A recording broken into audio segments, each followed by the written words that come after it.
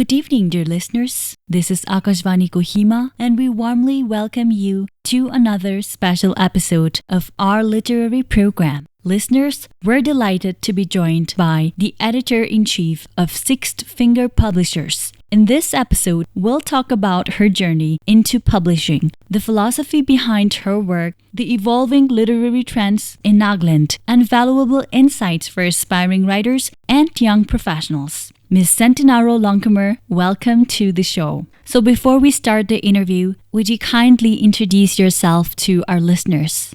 Okay, my name is SENTINARO LONGKUMER. I did my BA in English major, and after that I went for theological studies and I did my BD and I did my MTH in communication, and I also did a course in book publishing, that is postgraduate diploma in book publishing. And after that, I went to Delhi and I was there working at ISPCK as publishing manager. ISPK stands for Indian Society for Promoting Christian Knowledge. And I worked there till 2020, and after that, I came back to Nagaland and I was working as editor at Heritage Publishing House Dimapur till 2024. And after that, I moved to Kohima and started my own publishing house here, that is Six Finger Publishers. Thank you so much for that warm introduction. Could you take us back to the beginning of your journey in publishing? I believe that this is God's calling for me, and even during my college days, I used to edit theses of my seniors, especially during my theological studies when I was in my first year. I used to edit theses for my final year seniors, and I don't know how it all came about, but I started working on their theses and people started coming to my room to check out their speech or edit their work, and so the passion was already there from the beginning. But I never thought that I'll have a publishing house of my own at that time. But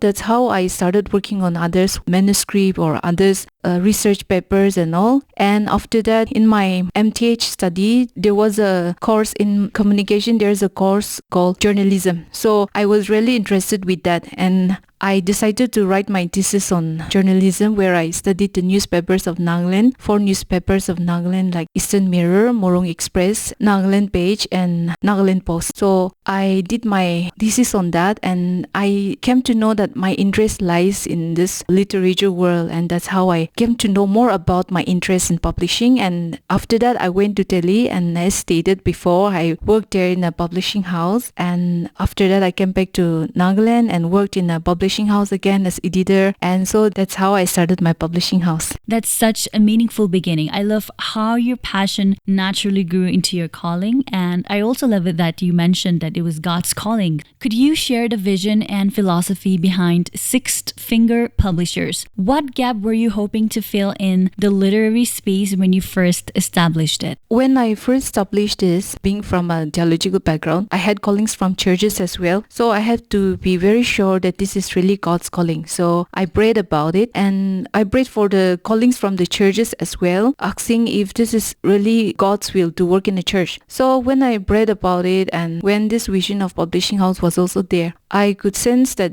my calling was to have a publishing house and give a platform to writers here in Nagaland. So that's how I started my publishing house, and my vision and philosophy behind this publishing house is we have a motto which is attesting logos. So logos in Greek means it's word. So the publishing house aims to endorse and attest the power of words through books and written platforms. Why I say other written platform is because we do not focus only on books. Of course, our main focus is on books, but we also print out pamphlets and brochures and magazines and even souvenirs, and also any other written platforms. Word can do so many things. So by giving the motto attesting logos, we want to endorse and attest the power of words through different written platforms. So that is the vision and philosophy behind our publishing house. And the gap which we want to fill in literary space is we want to give platform to young writers, and especially budding writers, those who want the space. I know there are so many writers in Nagaland and even outside, but they do not have a proper platform. So we want to provide them a proper platform, and at the same time I want to bring back professionalism. when I was in Delhi, I have learned so much about publishing and the way they worked. There's so much of professionalism in their work. So I wanted to bring that here in Nagaland. So this is the main reason why I again established this publishing house. Moving on to the next question. For listeners who may not fully understand the structure of a publishing house, how would you describe the role of an editor-in-chief?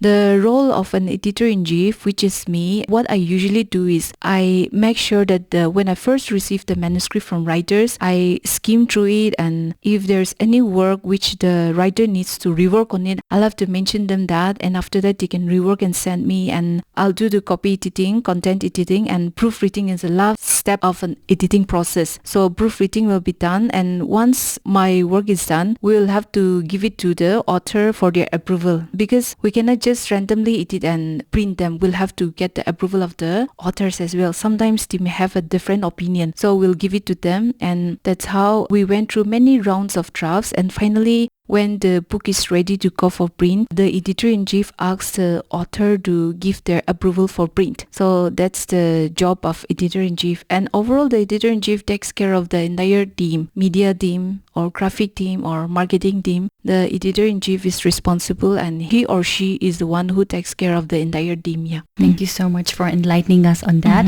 So in today's rapidly evolving publishing landscape with thousands of digital platforms, self-publishing, and so many other things, what would you say are the biggest challenges and also the most promising opportunities for publishers? So one of the challenges is, like you mentioned, digital platform, no? And social media is one of the biggest challenges, and digital media is also one of, especially with youngsters. These days, earlier during our time, we used to read comics like RGs and like Tingle and all, but these days we find kids hardly reading those books and reading those comics, and they have completely shifted to a different dimension. And because of this digital media, it's almost like a challenge. It's not like one of the biggest challenge, I should say, but it's also one of the challenges. And here we can see that there's a decline in reading because of this digital media. But at the same time, you also asked about promising opportunities for publishers, so we can make use of this again. These days we do most of our marketing from Instagram. We get readers and we get writers. Many of the writers are connecting to us through Instagram. So again, we're making use of this digital media again for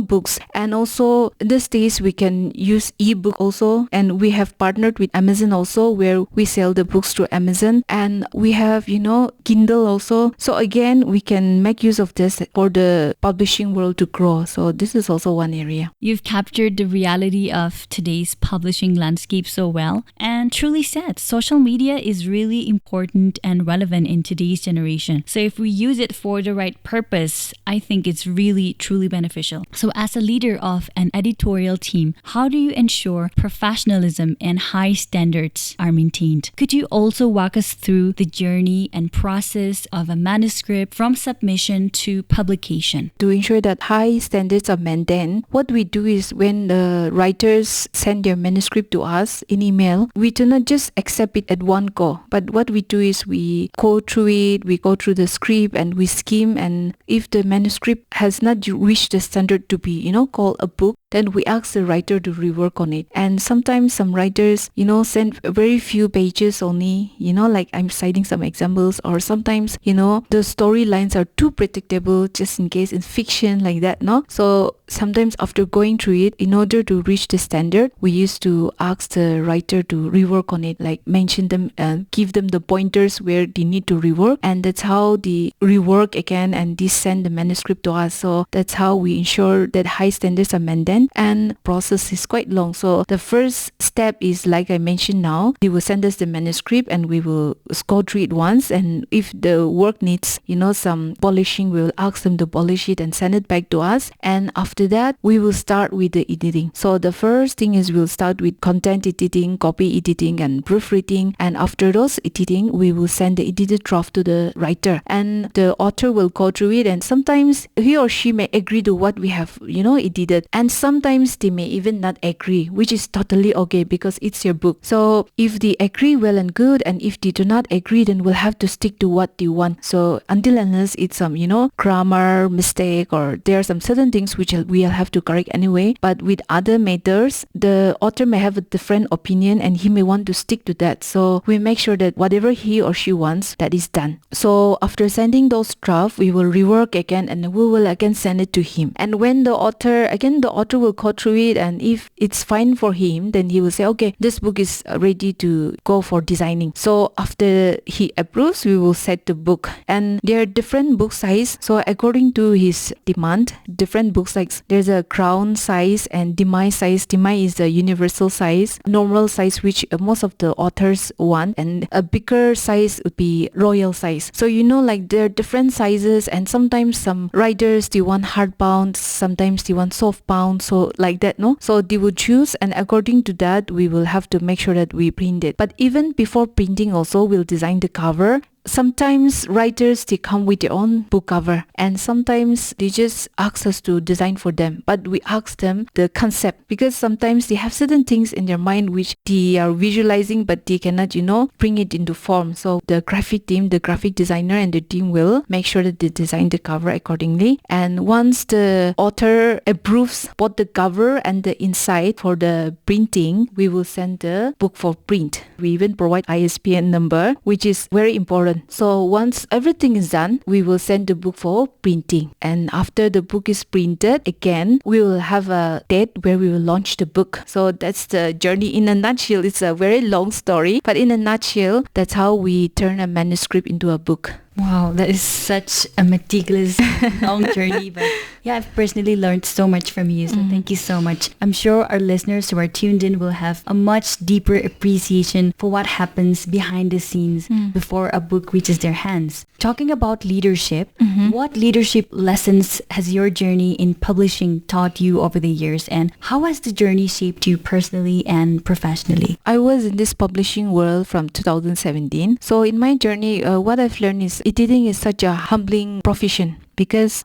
you're always behind the scene. You always edit the books, but your name will never be in the cover. And that's the job of every editor. It's not only me, but everyone. That's the job of every editor. And sometimes there's some manuscripts where if the manuscript is well written, then you don't have to work too much. But there's some manuscripts where you invest almost 80% in a book. So no matter what, your name will never be in the book. It's the author, and you'll have to promote the author. And so it's a very humbling job. And at the same time, you'll have to stick to the authors. Of you being the editor, you cannot change his idea, or sometimes you may not agree to what he's writing, or sometimes you may not want to agree to what he's trying to project. But you as an editor, of course, you can personally over phone or just in your conversation tell him, but in the book, you don't have to. As an editor, you do not have the right to change his ideas or change his plot development in fiction. So you as an editor, your work is just to polish the writer's, the author's work. So in a way, an editor's job is very humbling, and you'll have to be always willing to stand behind the scene. So in my journey, it has shaped me personally as well as professionally to be humble and listen to what other people want and not listen to what I want. So this is what I've learned in my journey. Yeah. Wow, that's incredibly reflective. It's evident that the journey hasn't just built you a career, but it has also shaped your character. Now, moving on to the next question. Could you share your thoughts on the current literary trends, especially in Nagaland? And what themes or genres do you see gaining momentum in this evolving landscape?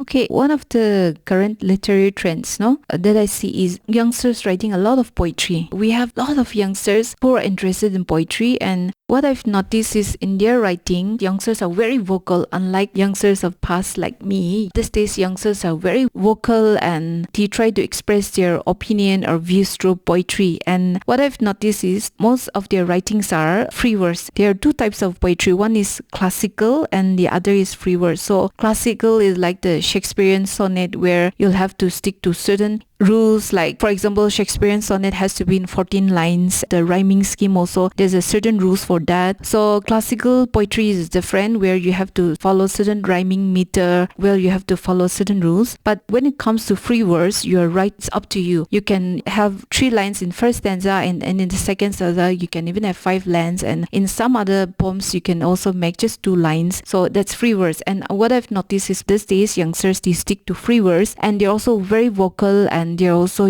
very opinionated, which I totally appreciate. So this is one of the current trends. And so I think they should make use of this because poetry is a safe space. You cannot accuse someone for writing because when you write something, for example, in matters like domestic violence or child abuse, if you write directly, literally, then it might hurt someone or it might put the writer in danger also. But when you write fiction or when you write poetry, you are in a safe space. No one can come and accuse you because at the end of the day, it's poetry. But again, you are releasing yourself or again, you are letting the people and the world know. So writers can make use of this poetry or even fiction to voice out what you really want the world to know. What words of encouragement would you offer to any budding or aspiring writers who are, hesitant to share their work and wondering if they should take that first step? Okay. What I've noticed in many young writers and especially debut writers who are doing it for the first time, they are not confident enough and they're always like, if no one reads my work or, what if, this is too cringy? What if this is like not fine? So what I want to encourage the writers, especially budding and aspirant writers is to listen to your heart, and as long as the idea is genuine and as long as the thoughts are from your heart, you should keep writing. Because why I say as long as your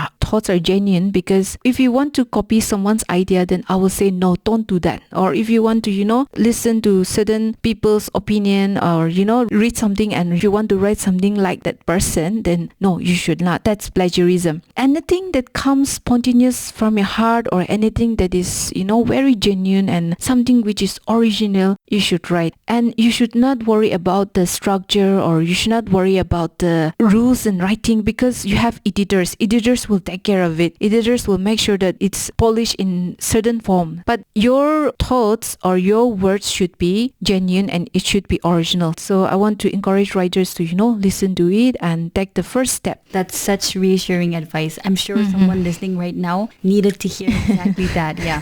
The first step is to listen to your heart, and that taking the first step even with fear is still progress. And finally, could you please leave a message for our listeners who are tuned in right now? Okay, so anyone who is listening now, if you're a writer or if you know someone who has that thing in them to write, be it book, article or anything, I would encourage you to listen to your heart and continue to write. And as mentioned before, as long as it's something that is from within you, you should pursue that. And I'll also mention that let Christ be the center of your work. And if you know your calling, then things will follow up. Thank you for sharing that heartfelt message. As we conclude today's edition of Literary Program, we extend our sincere gratitude to our guest, Ms. Sentinaro Longkkumer, for joining us here in the studio and for sharing her journey and her heart for the literary community. We look forward to seeing the many more voices your work will help bring to light. And to our listeners, thank you for tuning in. May this inspire you to keep reading, keep writing, and never underestimate the power of your own story. Until next time, this is your host, Vedulu Medeo, signing off.